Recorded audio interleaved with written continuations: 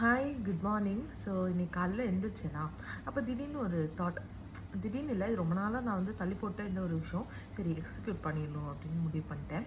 Weight loss தான். So இது வரைக்கும் என் லைஃப்பில் ஆல்ரெடி ஒரு 3 டைம்ஸ் வந்து வெயிட் லாஸ் பண்ணியிருக்கேங்க. ஃபர்ஸ்ட் டைம் வந்து என்னோடய ஸ்கூல் டு காலேஜ் டைம். அப்போ வந்துட்டு ஒரு நியர்லி ஒரு 7 kg வரைக்கும் நான் ரெடியூஸ் பண்ணியிருந்தேன். அதுக்கப்புறம் மறுபடியும் என் காலேஜ்லேருந்து கல்யாணம் அந்த ஒரு டைம் பீரியடில் வந்து வெயிட் லாஸ் பண்ணோம் அப்படின்னு சொல்லிட்டு 63 64 இருந்தேன். பட் அங்கேருந்து வந்து 58 kg கொண்டு வந்தேன்.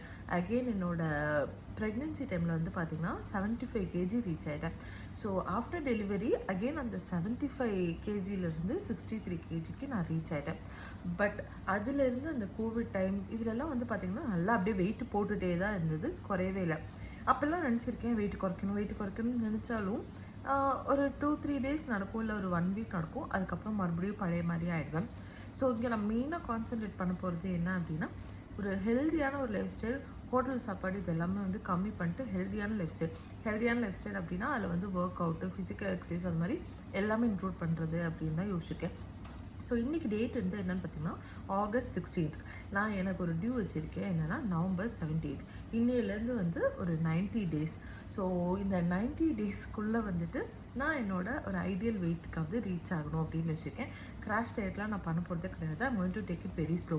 ஸோ இதை வந்து ஒரு அக்கௌண்டபிலிட்டியாக இருக்கட்டும் அப்படின்னு சொல்லிட்டு தான் இன்றைக்கி நான் வந்து வீடியோ எடுத்து ஷேர் பண்ணுறேன். அவ்வளோதான், வேறு எதுவும் கிடையாது. ஸோ லெட்ஸ் சி எப்படி போகுதுன்னு பார்க்கலாம்.